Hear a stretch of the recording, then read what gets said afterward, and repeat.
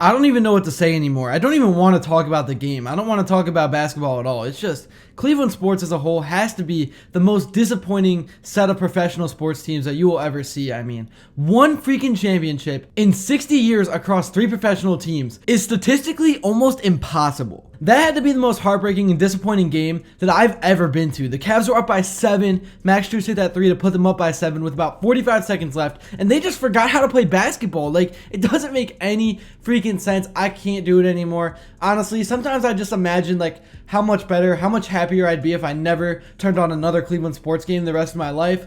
Obviously, we all know that's not going to happen, but it's just, I have never seen a more cursed city than what Cleveland is. And this fan base just doesn't deserve it, man. It's just... when does it end? It just feels like it's never going to end. I'm really starting to come to terms with the fact that LeBron's championship in 2016 is probably the only one that I'm going to experience in my lifetime. It doesn't happen, man. I feel like you can put together an all-star team like the Dodgers or something and put it in Cleveland, and they're not going to win a championship. This is just a cursed sports town. I don't know what it is. Players just forget how to play the game as soon as you think that things are wrapped up. But in terms of the actual game itself, if I see one Pacers fan come in here and say it was Pacers versus refs or something like that, I'm going to absolutely crash out, because I was at that game and it was not even close. The Pacers were basically bear hugging Donovan Mitchell on inbounds plays. He didn't have any freedom to move anywhere. That's exactly why that offensive foul, or so-called offensive foul, happened at about the 45 to 30 second mark, somewhere in between there, when he kind of swiped through and committed that foul. It's because the Pacers are basically breathing on him. They're not giving him an inch of space. I don't know why the NBA allows it. I know that they want the playoffs to be more physical, but right now they're playing football. Like in game 3, I think both teams should come out there in football pads if that's how they're going to play, because they're not playing basketball right now. I don't know what they're doing, but it's not basketball. It's more like football. They're just tackling each other, bear hugging each other, tugging jerseys. It's ridiculous, man. But we all know the real reason why the Cavs won this game was Ty Jerome. I hate to say it because I love Ty Jerome. I've been one of his biggest fans all season long, but that was an atrocity. That was borderline, like, I think he was unplayable tonight. I probably could have done a better job. I could definitely go 1 for 14 on an NBA court just from getting lucky.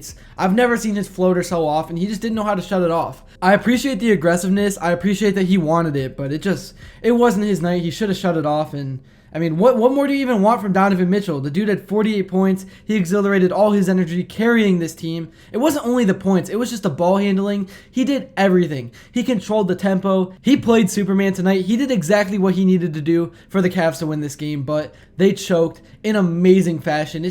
I can't believe that I was at that game. That's going to be one that I talk about 10 years from now. When you're up by 7 with the ball at the free throw line with 45 seconds left, you probably statistically have a 99% chance to win the game, because mathematically all you have to do is dribble out the clock. But the Pacers played press man, and the Cavs did not know how to inbound the ball and beat the press for like 4 possessions in a row. It was absolutely insane, absurd. I can't even put into words what I just witnessed, because there was so much energy in the stadium, and then all of a sudden there wasn't.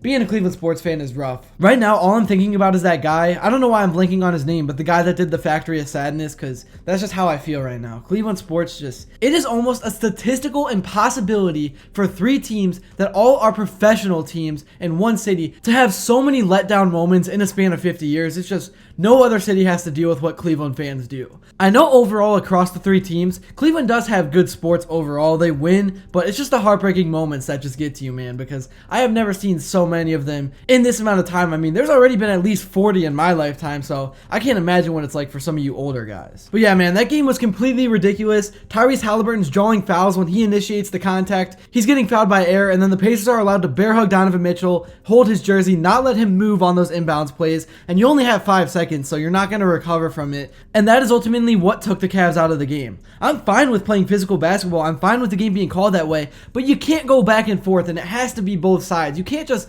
give the Pacers those soft fouls, and then Donovan Mitchell gets murdered when he drives in, and all of a sudden it's not a foul. It's just, man, Alright, I need to stop. I need to take a break. I really do. I would be so much happier if I didn't watch Cleveland sports, but you know I'm going to be back and watching game 3. And also, how does 3 starters not play in this game? I know DeAndre Hunter's not a starter, but he plays starter minutes. Like, what kind of luck is that? Darius Garland, Evan Mobley, DeAndre Hunter all being out? Yeah, I'm done. I've had enough, honestly. But let me know what you guys thought about this game in the comments below. Peace out.